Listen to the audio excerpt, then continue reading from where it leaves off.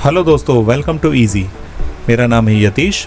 News ये है कि आर्टिफिशियल इंटेलिजेंस के कारण लगभग 7,000 से भी ज़्यादा आईटी ग्रेजुएट अभी भी बेरोजगार हैं।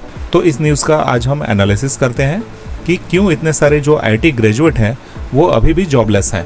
तो इसके पहले मैं बताना चाहता हूँ कि हमारी जो टेस्ट सीरीज़ है वो लॉन्च हो चुकी है और जो ऐप का लिंक है आपको डिस्क्रिप्शन और पिन कमेंट में मिल जाएगा। तो न्यूज़ ये है कि देश में जितने भी आईआईटी हैं उनमें लगभग 7,000 से ज़्यादा स्टूडेंट, जिसमें अकेले आईआईटी दिल्ली के 400 से ज़्यादा स्टूडेंट जो है वो अभी भी जॉबलेस है, जिनकी प्लेसमेंट नहीं हुई है। ये डेटा जो है वो एकेडमिक ईयर 2023-24 का है।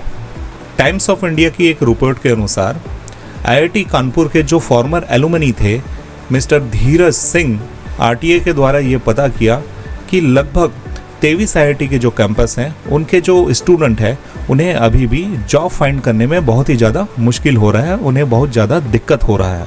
तो आईआईटी इंस्टीट्यूट ने अपने एलुमनी का मतलब होता है फॉर्मर स्टूडेंट जो वहाँ से पढ़ाई करके निकल चुके हैं या और किसी अच्छे जॉब में हैं।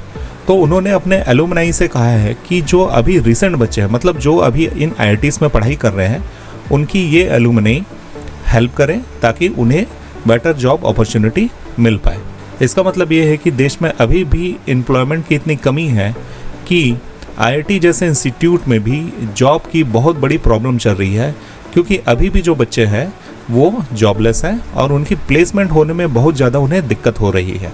इसी प्रकार Birla Institute of Technology and Science group के vice chancellor V Ramgopal Rao ने आरोप लगाया है कि इकोनॉमिक और टेक्नोलॉजिकल इशू के कारण इन प्लेसमेंट में बहुत ही ज़्यादा ड्रॉप आया गया है। 2 महीने पहले 250 से भी ज़्यादा फॉर्मर स्टूडेंट्स को बिट्स ने कांटेक्ट किया। इस प्रकार आईआईटी ने अपने 10% से ज़्यादा स्टूडेंट को कांटेक्ट किया तथा ये पाया कि इन स्टूडेंट्स को लगभग 250 एप्लीकेंट बिट्स के और 10% से ज़्यादा जो स्टूडेंट है वो आईआईटी के, उन्हें कंटिन्यूस अटैम्प्ट के बाद भी कोई जॉब प्लेसमेंट नहीं मिल पाई है। यदि हम 3 स्टूडेंट की जगह 2 स्टूडेंट का भी प्लेसमेंट लेते हैं तो वो ऑलरेडी कुल प्लेसमेंट का 30% डाउनफॉल दर्शाता है। मतलब हम 3 लोगों की जगह 2 लोगों को काम दे और वो 3 लोगों का काम करे तो ये कुल टोटल प्लेसमेंट में 10% का डाउनफॉल को दिखाता है। उन्होंने इसका सबसे बड़ा कारण चैट जीपीटी जैसे ह्यूज लैंग्वेज जो मॉडल है इनके आने और इनके प्रभाव के कारण लेबर मार्केट में प्लेसमेंट की गिरावट को दिखाया है। उनका ये कहना है कि चैट जीपीटी जैसे ह्यूज लैंग्वेज मॉडल के कारण लेबर मार्केट पर इसका बुरा प्रभाव पड़ा है, जिसके कारण प्लेसमेंट में डाउनफॉल आया है। और दोस्तों, आज के समय हम देखते हैं कि एआई के कारण जो खासकर आईटी सेक्टर है उसमें एआई का बहुत ही क्रेज़ बढ़ गया है और जो बड़े बड़े टॉप के इंस्टीट्यूशन हैं वो एआई, जो बच्चे एआई सीख चुके हैं या जो एआई बेस्ड काम कर रहे हैं उन्हें ज़्यादा से ज़्यादा जॉब अपॉर्चुनिटी दी जा रही है, क्योंकि एआई कंपैरेटिवली ह्यूमन ज़्यादा काम कर सकता है और इफ़िशिएंटली काम कर सकता है।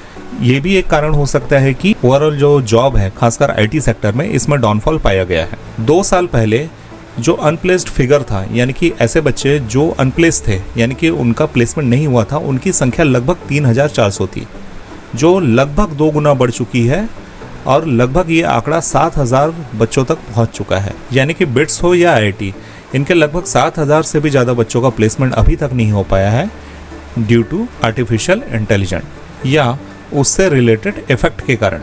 तो इसके क्या सोल्यूशन हो सकते हैं, चलिए देखते हैं। रीस्किलिंग द प्रोग्राम, इसका मतलब ये है कि जो भी नए वर्कर्स हैं उन्हें एआई ड्रिवन रोल्स दिया जाए, मतलब उन्हें एआई जॉब के दौरान ट्रेनिंग के स्वरूप उनको सिखाया जाए। एजुकेशनल रिफॉर्म, एआई को इंटीग्रेट किया जाए करिकुलर में ताकि बच्चे अपने एकेडमिक्स के दौरान ही एआई को और उनसे रिलेटेड टेक्नोलॉजी को सीख पाएँ ताकि उन्हें जॉब लेने में आसानी हो।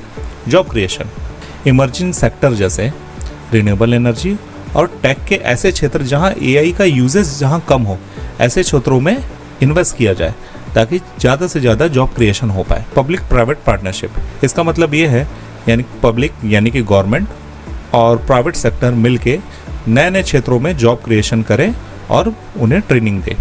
लेबर मार्केट पॉलिसी, जो गिग वर्कर है और जो फ्रीलांस वर्कर है उनके लिए नए पॉलिसी अपडेट लाया जाए, यानी कि उनके लिए नए लेबर लॉ लाया जाए ताकि उनके जॉब की सिक्योरिटी बनी रहे और ताकि उनका एक प्रकार से एश्योरेंस बना रहे कि उनकी जॉब सिक्योर रहेगी। प्रमोट एंटरप्रेन्योरशिप नए नए स्टार्टअप्स को बढ़ावा दिया जाए, उन्हें इंसेंटिव दिया जाए और सपोर्ट दिया जाए ताकि ये लॉन्ग टर्म में सस्टेन कर पाए और नए नए जॉब क्रिएशन कर पाए। तो ये थे कुछ सॉल्यूशन। तो ये था एंड इस वीडियो का। आपको ये वीडियो कैसा लगा कमेंट सेक्शन में ज़रूर बताएं और हमें ये बताएं आप जीएस के किस टॉपिक पे वीडियो देखना चाहते हैं। आपको जीएस के जिस टॉपिक में भी प्रॉब्लम हो रही है हम उस पर वीडियो बनाने की पूरी कोशिश करेंगे। इसके साथ ही चैनल को सब्सक्राइब करें। तब तक मिलते हैं अगले वीडियो में एंड थैंक्स फॉर वॉचिंग।